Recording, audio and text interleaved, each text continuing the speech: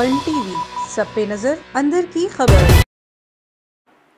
Tool के अनवाही गांव सभागू लाड़ो के रिहायशी मौज अली, बेनजीर और जीनत खातून ने एहतजाजी मुजाहरा करते हुए कहा, नवीद और फकीरों मेहरान कंदरानी हमें स्याहकारी का झूठा इल्ज़ाम देकर कातिल करना चाहते हैं। इस मौके पर जीनत खातून ने इल्ज़ाम आयद करते हुए कहा कि हम ठुल से गाँव जा रहे थे कि जाड़ावाह के मकाम पर मेहरान कंदरानी, नवीद और फकीरों कंदरानी ने रोक कर कातिल की धमकियाँ देकर तशद्दुद का निशाना बनाकर फरार हो गए।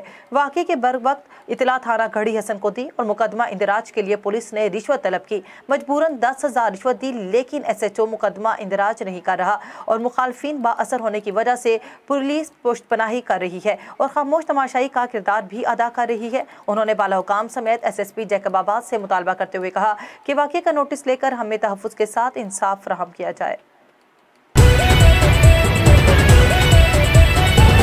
A1 टीवी, सब पे नजर, अंदर की खबर।